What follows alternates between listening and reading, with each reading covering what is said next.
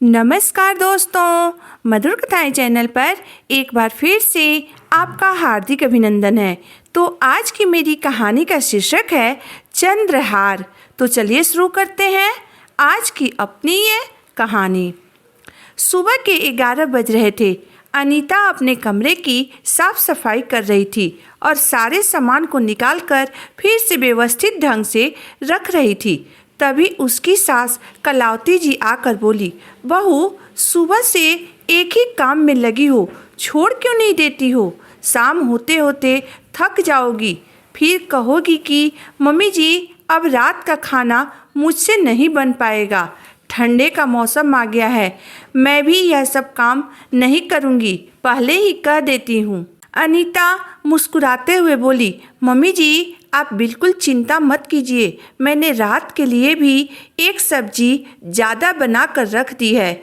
अभी पीहू स्कूल गई है, उसके आने में अभी बहुत समय है, तब तक सभी चीज़ों को ढंग से सजा कर रख देती हूँ। साल बीत रहा है, दिन भी छोटे होने लगे हैं, अलमारी सजाने के लिए जल्दी वक्त नहीं मिल पाता है। अगर आप कहें तो आपकी भी अलमारी अच्छे से सजा दूं? कलावती जी बोली, नहीं बहू तुम रहने दो, मेरी अलमारी तुम्हें सजाने की ज़रूरत नहीं है। मेरे सामान को तुम हाथ मत लगाओ। और वैसे भी क्रिसमस की छुट्टियों में पूजा आ रही है, वही हर साल की तरह इस साल भी मेरी अलमारी अच्छी तरह से सजा देगी। तुम अपना काम कर लो, इतना ही बहुत है, वरना बाद में सुनाती रहोगी कि मैंने आपका इतना काम किया है। इतना कहते हुए कलावती जी वहाँ से उठकर चली गईं। पूजा कलावती जी की इकलौती बेटी थी। वह हर साल क्रिसमस की छुट्टियों में अपने मायके आती थी। इस बार भी कुछ दिन बीतने के बाद वह फिर से अपने मायके आई। पूजा के आने के 2 दिन बाद बहुत अच्छी धूप खिली थी, तो कलावती जी ने कहा, पूजा इस बार तुमने मेरी अलमारी नहीं सजाई और मैंने बहू को भी अपनी अलमारी सजाने से मना कर दिया है। तब पूजा बोली, माँ आप क्या पूरे साल अपने कामों के लिए मेरे भरोसे बैठे रहती है क्या? क्या पिछले साल भी मैंने ही आपकी अलमारी सजाई थी? माँ यह घर, यह जायदाद आखिर आपकी बहू का ही तो है, यह सब काम आप उससे ही क्यों नहीं करवाती हैं? फिर कलावती जी धीरे से बोली, अरे जरा धीरे बोलो, तुम्हें पता नहीं मेरे अलमारी में पुराने जेवर और ज़मीन के सारे कागजात रखे रहते हैं, उसके बारे में बहू को कुछ भी मालूम नहीं है। वह तो बस तुम और मैं जानते हैं, तभी तो हर साल बहू से छिपा कर मैं तुम्हें कुछ न कुछ दे देती हूँ और तुम हो कि ढिढोरा पीट रही हो। फिर पूजा बोली, अरे हाँ मैं तो भूल ही गई थी, मुझे माफ़ कर दीजिए माँ, चलिए आपकी अलमारी ठीक करते हैं। देखते ही देखते शाम हो गई। अनीता बोली, मम्मी जी चाय बनाऊँ क्या?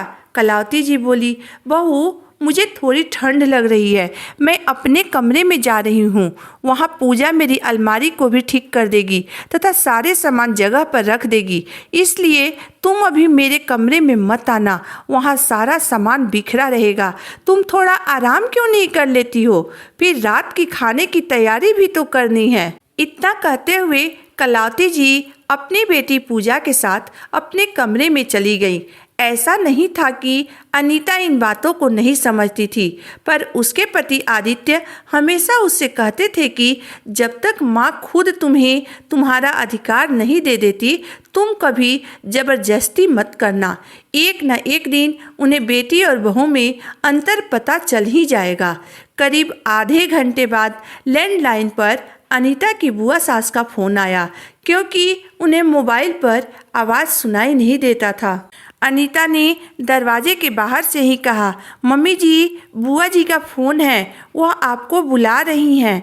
फिर कलावती जी पूजा से बोली, पहले तुम कपड़ों को ठीक कर दो, जेवर और कागज़ को अभी मत करना, जब मैं आऊँगी तब करना, वरना ऐसा न हो कि तुम्हारे जाने के बाद मैं ढूंढती ही रह जाऊँ। इतना कहकर वह बाहर चली गई। अनीता रसोई में काम करने चली गई। इधर पूजा ने जब माँ की अलमारी का लॉकर खोली तो उसमें एक लाल रंग की पोटली थी। जब उसे पूजा ने खोल कर देखी तो वह आश्चर्यचकित रह गई। उस पोटली में एक चंद्रहार था। पूजा का दिल उस चंद्रहार पर आ गया। उसने धीरे से वह चंद्रहार उठाकर अपने बैग में डाल लिया। यहाँ कलावती जी अपनी ननद से बोल रही थी कि अरे दीदी, मेरा तो सारा काम मेरी बेटी पूजा ही करती है। पिछले साल भी उसने ही किया था और आज भी वही करती है। बहू को अपने काम से फुर्सत ही नहीं मिलती है तो वह मेरा काम क्या करेगी। पर कोई बात नहीं दीदी, बेटी है तो सब संभाल लेती है। फिर बुआ जी बोली, कलावती, मेरी ननद भी बड़ी चालू बनकर मुझे पता न चले ऐसे मेरे सास के सारे जेवर हड़प गई थी। परंतु अब क्या किया जा सकता है। मेरी सास भी अपनी बेटी पर आंख मूंद कर भरोसा करती थी, पर दे गई न दगा। आज देखो सेवा मैं कर रही हूँ, पर वह बेचारी बेटी के दिए गए धोखे से आज भी नहीं निकल पाई हैं। तुम भी थोड़ा ध्यान रखना, दुनिया बड़ी खराब हो गई है। वैसे तो बेटे भी धोखा देने में कुछ कम नहीं है। मैं तो खुद इसकी भुक्तभोगी हूँ, इसलिए तुम्हें समझा रही हूँ। फिर कलावती जी बोली, अरे नहीं नहीं दीदी, हमारे घर की बेटियाँ ऐसी नहीं हैं। आप बताइए, आपकी बेटी ने भी कभी ऐसा कुछ किया है? बुआ जी बोली, मैंने उसे यह अधिकार ही नहीं दिया है। अरे सेवा बहू करेगी तो फिर घर संभालने का अधिकार बेटी को क्यों दूंगी? मैंने तो बहू के आते ही अपनी सारी चीज़ें उसे सौंप दी। आखिर बेटी को भी तो उसके ससुराल में सब कुछ मिल ही गया है, तो बहू को भी तो उसका अधिकार मिलनी ही चाहिए। थोड़ी देर बाद दोनों की बातें खत्म हुई। कलावती जी अपने कमरे में आई तो कमरा और अलमारी दोनों ठीक हो चुका था।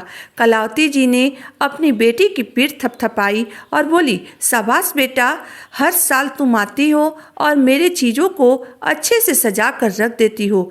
ठहरो, नए साल का उपहार मैं तुम्हें अभी दे देती हूँ। जैसे ही वह अपनी लॉकर खोलने लगी, पूजा घबरा गई और तुरंत ही बोली, नहीं नहीं मम्मी, इस साल मुझे कोई उपहार नहीं चाहिए।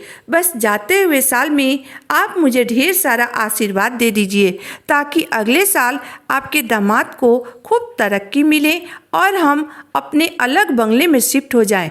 कलावती जी बोली, हर साल तो तुम मुझसे कोई न कोई जेवर जरूर लेती हो, परंतु इस साल तुम्हें क्या हो गया है जो जेवर लेने से मना कर रही हो? पूजा बोली, मम्मी, आपके दिए हुए जेवर ही तो मैं पहनती हूँ और आजकल इतना चोरी चकारी होने लगी है कि अब वह भी नहीं पहन पाती हूँ। बस लॉकर में ही रखा रहता है। इस साल रहने दीजिए, वरना भाभी बोलेंगी कि सब कुछ बेटी को ही दे देती हैं। चलिए, शाम हो गई है, भाभी चाय पर हमारा इंतजार कर रही होगी। इतना कहते हुए वह माँ को लेकर कमरे से बाहर निकल गई। समय बीता।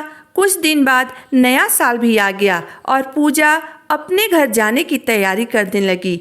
उस दिन पूजा ने अनीता से कहा, भाभी, मेरे सारे कपड़े मम्मी के अलमारी में रखे हैं, क्या आप उसे मेरे बैग में डाल देंगी? तभी कलावती जी धीरे से बोली, यह क्या कर रही हो तुम? मैं उसे कभी अपनी अलमारी नहीं खोलने देती हूँ। तब पूजा बोली, अरे मम्मी, नहीं खोलने देती हो तो कभी खोलने दिया करो, वरना पता कैसे चलेगा कि उनके मन में क्या चल रहा है। फिर अनीता बोली, दीदी, मैं मम्मी की अलमारी कभी नहीं खोलती हूँ, आप अपने कपड़े खुद रख लीजिए। अनीता के इतना कहते ही पूजा बोली, क्या भाभी, मैंने मम्मी के सारे काम कर दिए, आप मेरी इतनी भी मदद नहीं कर सकती हैं? फिर न चाहते हुए भी अनीता ने सास की अलमारी खोली और सामने पूजा के जो भी कपड़े थे उसे बैग में डालकर बाहर रख दी। फिर कुछ घंटे बाद पूजा अपने बच्चों को लेकर खुशी खुशी ससुराल वापस चली गई। कुछ दिन बाद आदित्य ने घर के कागजात कलावती जी से मांगा ताकि वह पक्के कागज बनवा सके। कलावती जी ने बेटे को कागज देने के लिए जब लॉकर खोली तो उनकी नज़र लाल पोटली पर पड़ी। जैसे ही उन्होंने वह पोटली उठाई और खाली देखी तो दंग रह गई। हाय हाय, मैं लूट गई, मैं तो बर्बाद हो गई। क्या मेरे घर में कोई चोर है जो मेरा चंद्रहार चुरा ले गया? बेटे बहू माँ की आवाज़ सुनकर भागे भागे आए। फिर आदित्य बोला, क्या हुआ माँ, आप इतनी ज़ोर से चिल्ला क्यों रही हैं?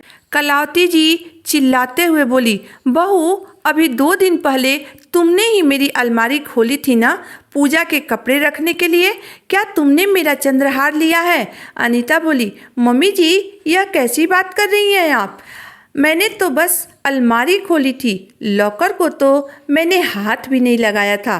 फिर आप यह इल्ज़ाम मुझ पर कैसे लगा सकती हैं? फिर कलावती जी बोली, अब मुझे समझ में आया कि तुम बार बार मेरी अलमारी क्यों ठीक करने के लिए कहती थी। बहू मुझे तुमसे ऐसी उम्मीद नहीं थी। सास की बात सुनकर अनीता की आंखों में आंसू आ गए। तभी आदित्य बोला, बस करो माँ, आपने अनीता को हार निकालते हुए देखा है क्या? पूजा दिन भर आपके कमरे में रहती थी और पूरे दिन आपकी अलमारी खोलती रहती थी। फिर आपने उसका नाम क्यों नहीं लिया? कलावती जी बोली, वह तो मेरी बेटी है, वह ऐसा क्यों करेगी? आदित्य बोला, माँ अनीता भी तो किसी की बेटी है, फिर यह अपने ही घर में चोरी क्यों करेगी? माँ वह ज़माना चला गया जब बेटे ही माँ बाप को धोखा देते थे। कई बार बेटियाँ भी लालच के मारे धोखा देने में बेटों को भी पीछे छोड़ देती हैं। कभी कभी अखबार के पन्नों को पलटकर पढ़ लिया करिए, दुनिया में क्या हो रहा है आपको सब पता चल जाएगा। इतना कहकर वह अपनी पत्नी अनीता का हाथ पकड़कर बोला, चलो अनीता, इनसे तो कुछ कहना ही बेकार है। और वह अनीता को कमरे से बाहर ले आया। कुछ दिन अनीता घर के सारे काम करती रही और चुपचाप अपने कमरे में बैठी रहती थी, किसी से कुछ नहीं कहती थी। कलावती जी ने पूरा घर उलट पलट कर रख दिया, पर उन्हें चंद्रहार कहीं नहीं मिला। और मिलता भी कैसे? चंद्रहार तो घर में था ही नहीं।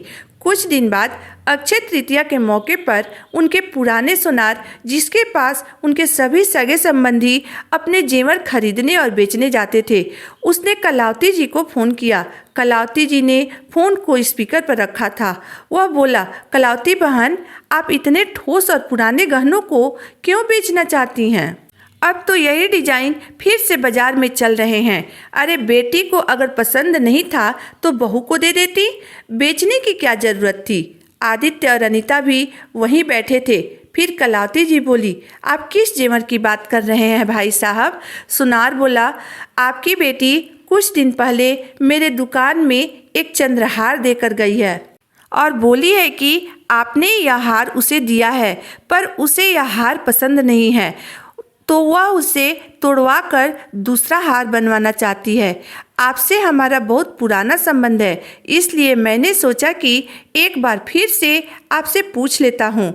आदित्य सब समझ गया और वह सोनार से बोला, चाचा जी आप उस हार को कुछ मत कीजिएगा, बस साफ करके हमारे घर भिजवा दीजिए। जब पूजा उसे लेने के लिए आए तो आप उससे केवल इतना ही कहिएगा कि हार अपनी सही जगह पर पहुंच गया है। इतना कहकर आदित्य ने फ़ोन रख दिया। अब कलावती जी की आंखें बेटा बहू के सामने शर्म से झुक गई थी। तभी आदित्य बोला, माँ देखा आपने, आपको हमेशा बहू से ज़्यादा बेटी पर भरोसा था। बेटी पर भरोसे का नतीजा देख लिया आपने। सही कहती हैं बुआ जी, कुछ बेटियां चालू बनकर अपने माँ बाप को ही लूट ले जाती हैं। इतना कहकर आदित्य वहाँ से चला गया। फिर अनीता कलावती जी से बोली, मम्मी जी यह बात इस घर से बाहर नहीं जानी चाहिए, खास करके बुआ जी को तो बिल्कुल भी पता नहीं चलनी चाहिए, वरना सारे लोगों को पता चल जाएगी।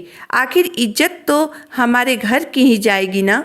मैं आपको वचन देती हूँ कि इस बात की चर्चा इस घर में कभी नहीं होगी।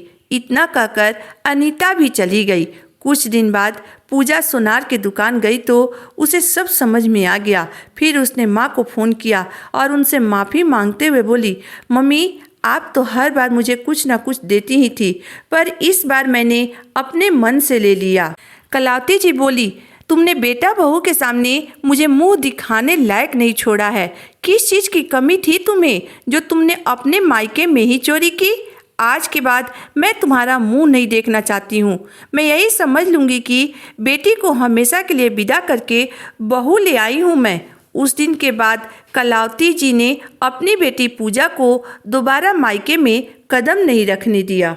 उन्होंने बेटे और बहू से अपने किए गए बर्ताव के लिए माफ़ी मांगी, क्योंकि उन्हें एहसास हो गया था कि जिसका जो अधिकार होता है उसे मिलना ही चाहिए। बेटी का अधिकार उसके मायके में नहीं, उसके ससुराल में होता है। यह बात बेटी जितना ही जल्दी समझ जाए उतना ही उसके भविष्य के लिए अच्छा होता है। तो दोस्तों, आज की मेरी कहानी यहीं तक थी। दोस्तों, यह जरूरी नहीं है कि हर समय बहू ही केवल धोखा देती है।